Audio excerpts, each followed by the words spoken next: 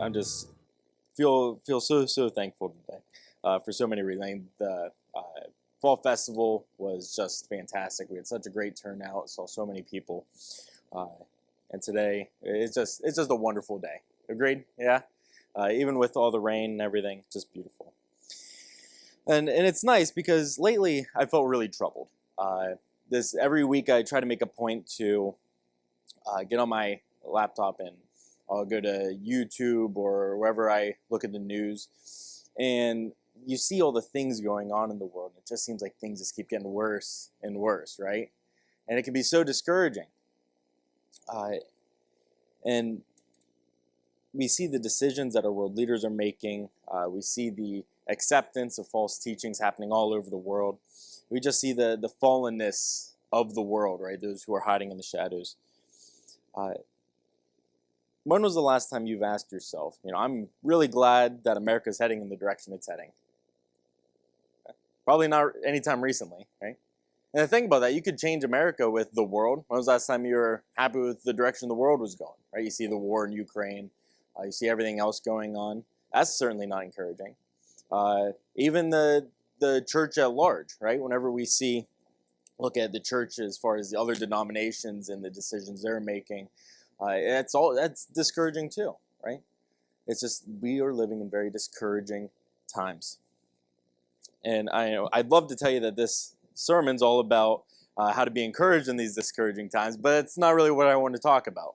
Right? I want to talk about what it means to lament during these discouraging times. And you might ask, what am I supposed to do with everything going on? What am I supposed to do? These things are so much bigger than us.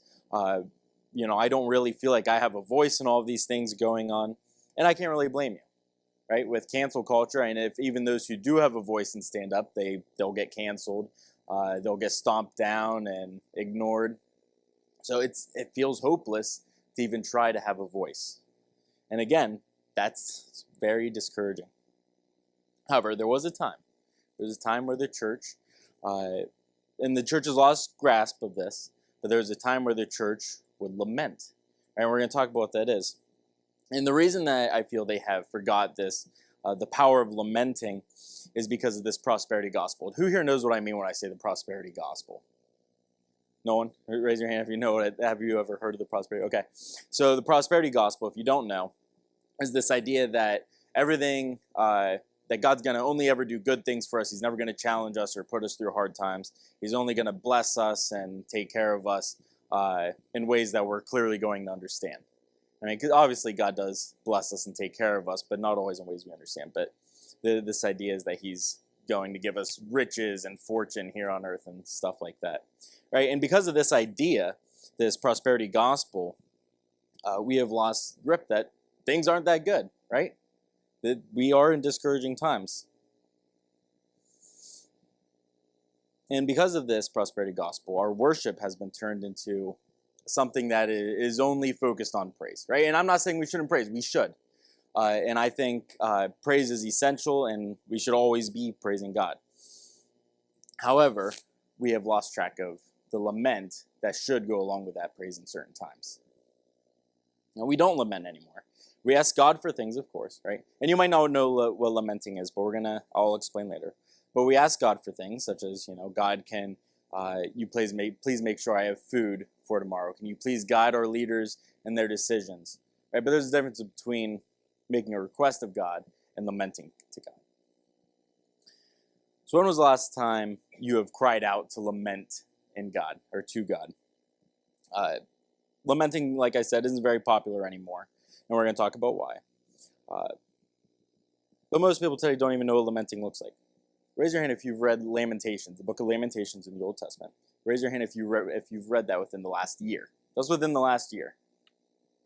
Okay. Who here has ever read it? Again, show your hands. Okay. Good.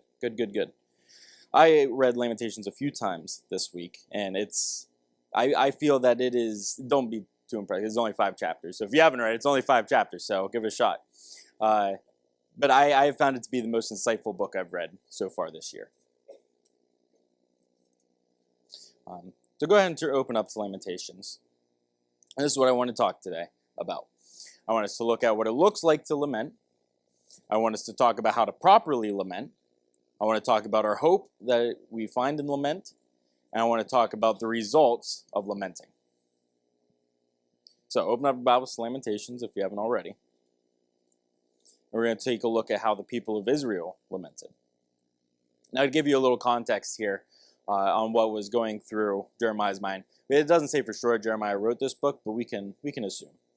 I want to give you a little context of what was going on. So at this time, the people of Israel has been overtaken and crushed, right? This is the fall of Jerusalem. And the people have been scattered. Now keep in mind, before the fall of Jerusalem, Jerusalem was like this great superpower in the world, right? No one dared stand against them because of their God. Their laws and ethics were so strong that they were far more efficient beyond any other nation.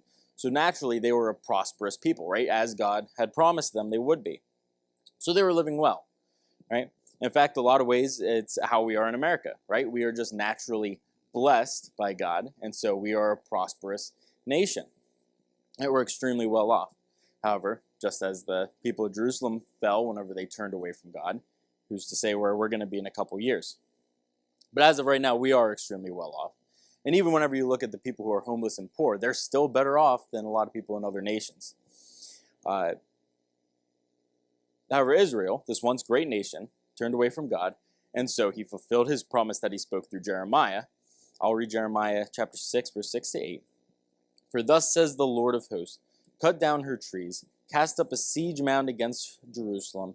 This is the city that must be punished. There is nothing but oppression within her. As a well keeps its water fresh, so she keeps fresh her evil. Violence and destruction are heard within her. Sickness and wounds are ever before me. Be warned, O Jerusalem, lest I turn from you in disgust, lest I make you a desolation, an uninhabited land. So this is something that God told him he was going to do if they turned away, right? And told him he was going to do it when they turned away. So God's going to destroy them by the hand of their enemies, and they will live in exile, right? And obviously, this exile is no vacation. So as you read through Lamentations, the people have been made into slaves. Many are foreigners in other nations. So let's go to Lamentations chapter 2. And we're going to start with verse 11. And we're only going to read certain verses here, starting with verse 11. My eyes are spent with weeping, my stomach churns. My bile is poured out to the ground because of the destruction of the daughter of my people, because infants and babies faint in the streets of the city. They cry to their mothers, where is bread and wine? As they faint like a wounded man in the streets of the city, as their life is poured out on their mother's bosom. Then go down to verse 14. Your prophets have seen for you false and deceptive visions. They have not exposed your iniquity to restore your fortunes, but have seen for you oracles that are false and misleading. All who pass along the way clap their hands at you. They hiss and wag their heads at the daughter of Jerusalem. Is this the city that was called the perfection of beauty, the joy of all the earth? Then jump down to verse 18. Their heart cried out to the Lord, O wall of the daughter of Zion, let tears stream down like a torrent, and day and night give yourself no rest, your eyes no respite. Then down to verse 20. Look, O Lord, and see, with whom have you dealt in thus?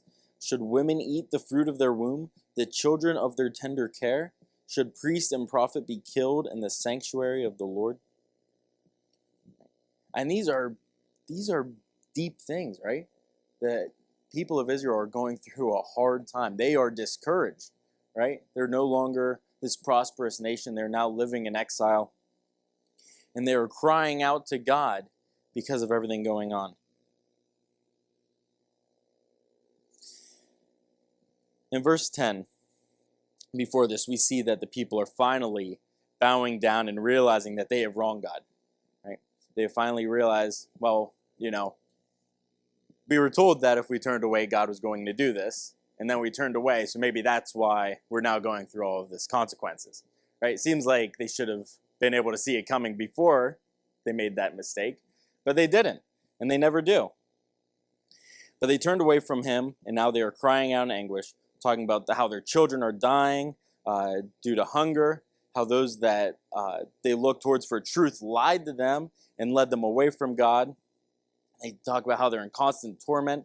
Jeremiah even mentions that women were eating their children for nourishment. What a difficult time to be living in. Right? We say that things today are discouraging. I can only imagine what it would be like to be Israel in that time. I didn't promise you this would be an encouraging sermon. In fact, I told you that this definitely would not be an encouraging sermon, at least for now. I think we'll get a little better at the end, so bear with me. These things aren't all that unfamiliar to us, right? Children dying, people turning away from the Lord. In fact, there was 930,160 babies legally aborted in 2020. Isn't that crazy? 930,000, more than that. Right? That's just the ones that are documented and legal. That's crazy. Our school teachers now are being forced to teach lies, right? They have to teach what the district tells them to teach, and many times what they're being told to teach is not the truth. I mean, being forced to teach lies is awful. Many churches now have even turned away from the truth, teaching affirmation over reproach, teaching, oh, it's okay to do what you want as long as you're happy. Right? Churches are teaching that now. They're no longer saying, hey, this is what the Bible tells you to do. This is what Jesus has commanded us to do. Turn away from your wicked ways. They're saying, hey, keep doing what you're doing. That's okay. These are the times we're living in. So I ask again, where is our lament, right? Why aren't we lamenting the way that the people of Israel are lamenting? We're living in these discouraging, horrible times, and very few of us are crying out to God like we should be. How many worship songs do you know that lament? Do you know of any? I can name like maybe 2 or 3 that come to the top of my head, and that's it. Compared to all the songs that only say, sing worship and don't cry out to God at all. Do we realize that? That as we worship to God, we rarely are lamenting out to God in these discouraging times. Like I said, I don't want you guys to think that lament is the opposite of praise, because it's not. It really, really isn't. We're going to talk why it's not. Lamenting is not the opposite of praise. Lamenting should go along with praise. Not every time, right? There are times meant for praise, right? But there are also times meant for lament and praise. So, where is our lament? I intentionally jumped over Lamentations 2:19 for a reason. Let's read that together. Arise, cry out in the night at the beginning of the night watches. Ready? Listen to this. Pour out your heart like water before the presence of the Lord. Lift your hands to him for the lives of your children who faint for hunger at the head of every street. Pour out your heart like water before the presence of the Lord. What does it mean to pour out our heart like water before the Lord? Right? That's an interesting picture to give us. If you were to fill a pitcher with water and you were to pour it out, how much would be left in the pitcher? Right? Oh, with the exception of some residue, maybe the pitcher would be completely empty, right? Completely. Now, if you were to fill that pitcher with gravy, I don't know why gravy is what comes to mind, but if you were to fill the pitcher with gravy or wine and pour it out, right, you're going to still have quite a bit that has stuck to the sides and sits in the bottom.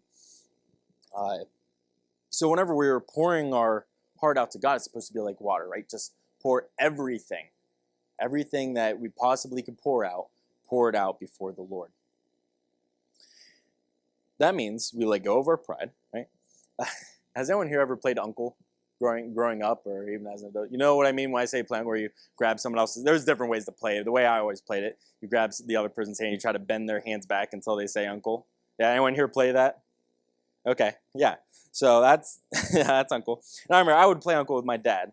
And I remember that. And there were times where I was being bent back pretty far, but I refused to say uncle, right? And that's not his fault.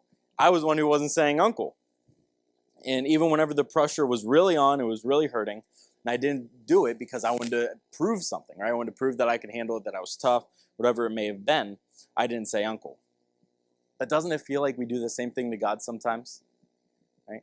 We're going through a hard time that God's allowing us to go through, but we just refuse to give in and say, God, I can't handle it. We can't just let go of our pride and say, God, this isn't something that I can do on my own. I'm too weak. You're not. I need you. Right? We play uncle with God, and if you play uncle with God, who do you think loses?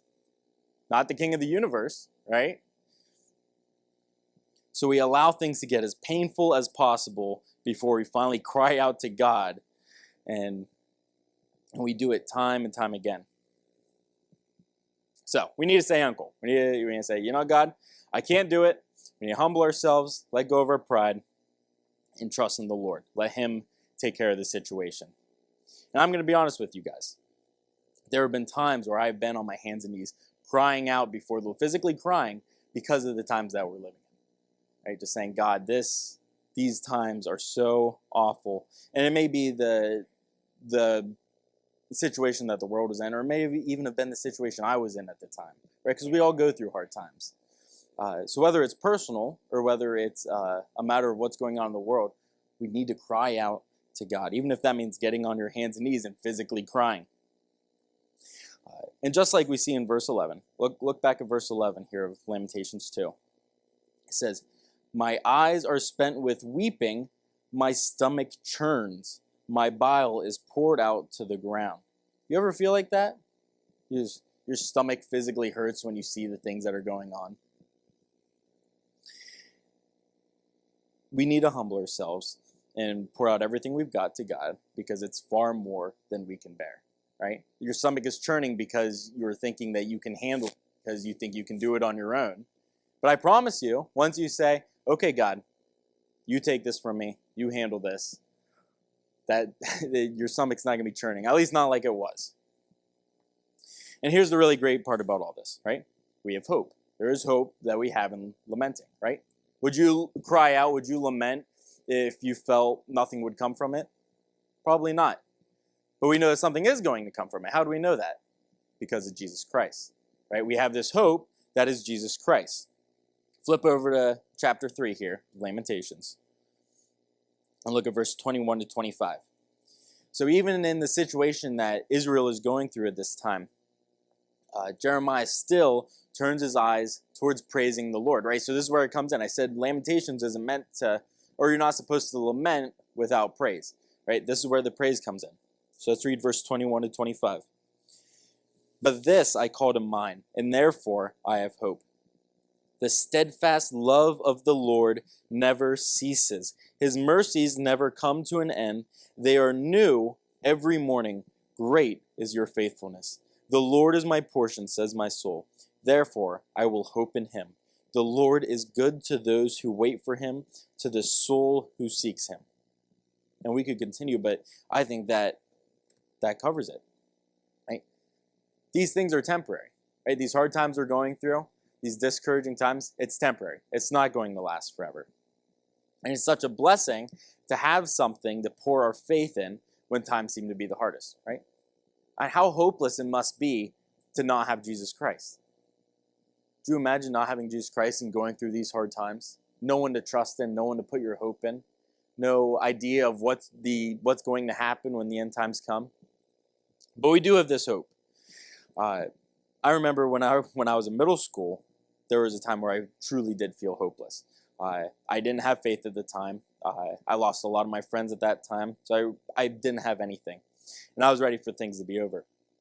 But then, right, I went to PCTC. Has anyone here ever been to PCTC? Just out of curiosity? Okay, so if you haven't, it's the Pennsylvania Christian Teen Convention, which was down in Harrisburg. It's no longer around, sadly. But I had a buddy who invited me there. And while I was there, I truly met Jesus. I witnessed the acts of the Holy Spirit, and it absolutely changed my life. And all of a sudden, I had this beacon that would shine in the darkness, right? I had this beacon that would show the way, and all of a sudden, I wasn't this hopeless, sad individual. I, had my head up. I was able to look at other people in the eyes because I had this hope. I knew where the Lord was taking me. Well, I didn't exactly know where the Lord was taking me, but I knew that the Lord had a plan for me. I knew that He was going to be good to me. And how much brighter does a flashlight shine in the darkness than it does in the day, right? When the times seem dark, when we're discouraged, the flashlight will shine a whole lot brighter, right? God's light is going to shine in the darkness if we allow him to, if we trust him to. And God does want the best for us. We know that. We can read that in 1 Peter, I believe. He wants to bless us and take care of us, but he can't exactly do that if we're playing uncle, can he? Right? If we want God to bless us and take care of us, we got to give in. We got to let go of our pride. And when we find our hope in God, our lament is so much more meaningful. When we hopelessly lament, we're left feeling hopeless. When we lament and remember that we're lamenting to the King of the universe, that we are crying out to the God that gave us life, that's something that's really, really special. And in these times of lament, we need to remember Christ's words in the Sermon on the Mount. Go ahead and open up to Matthew chapter 7.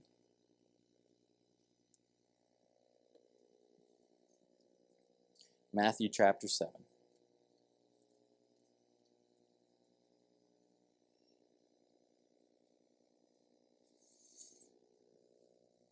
So Matthew chapter 7, verse 7 to 11 says, "Ask, and it will be given to you. Seek, and you will find. Knock, and it will be opened to you. For everyone who asks receives, and the one who seeks finds, and the one who knocks, it will be open. Or which one of you, if his son asks him for bread, will give him a stone, or if he asks for a fish, will give him a serpent? If you then, who are evil, know how to give good gifts to your children, how much more will your Father who is in heaven give good things to those who ask him?" God hears our voice when we cry out, right? So, we know that God hears our voice. We know that God cares for us. We know that all we need to do is let go of our pride, right? And he will hear us and take care of us. So why is that so difficult for us? Why won't we lament out to God? And it certainly doesn't hurt us at all to cry out to God, does it? And it's easy. It takes a little bit of time in your morning each day. So let's review. We are in desperate need of lament. We need to throw away our pride, like I said, and pour out our concerns to him. We need to remember that we have eternal hope in Jesus Christ. So that's where we're at so far. Now, when we lament, we have to remember it's not always about us, right? Like I said, there have been times where I have lamented for personal reasons, things going on in my life, and there have been times I've lamented because of the situation that the world was in. It's important that we cry out sometimes for those who can't cry out for themselves. For example, all of the unborn children that are being killed, right? They can't possibly lament. People who don't know the Lord, they can't lament because they don't know how to lament. They don't know who to lament to. So it's important that we cry out for those people, right? That we cry out for the unborn children, that we cry out for the false churches who don't realize that they're being falsely taught, that we cry out for the youth who are being misled in school, the place that they spend the majority of their time. Our laments really matter, right? And it's important that we take time to lament. Now, like I said, this definitely hasn't been the most encouraging sermon, but I told you I think it would get a little better at the end, so here's the end, right? Here's where we're at. In the end, when all is said and done, we win, right? We win. That's what happens in the end. Regardless of how difficult the times are, regardless of what we're going through, in the end, we win, right? And there's no better encouragement than that. When the Lord will come, and when he does, all the evil in this world will be gone, right? It'll be cast off, and we'll be living in the light of the Lord. Isn't that great? Yeah? Isn't that great? I know, you guys are a little discouraged, so let's bring it back up now. This is great. This is wonderful news. God promised to Israel that he was going to restore them, right? And they had this hope that they praised out to God. They said, God, we are going through this hard time, but we still look towards you. We still praise you because we know that you are the God who cares for us, right? We know that you have promised to restore us. And we know, as Christians today, we know that God has promised that if we have faith in him, that if we believe in him, right, that we are going to spend eternity with him. Yeah, I praise God every day because of the blessings he has placed in my life. But I lament for the fallen world we live in. Like I said, when I first came up here, Today just is a good day, right? It feels like a day for rejoicing, and not every day, but a lot of the time, I just remember what God has done in my life and how joyous that is, right? And I rejoice in those things. But we need to remember that we do live in a discouraging world. We do live in a fallen world that we need to lament for, right? Even though things may be good for me, things aren't good for that unborn child. Things aren't good for those children in school who are being falsely taught. We need to lament for those who can't lament for themselves, right? And we need to rejoice and put our trust in the Lord for what He has done for us and for what He has promised us.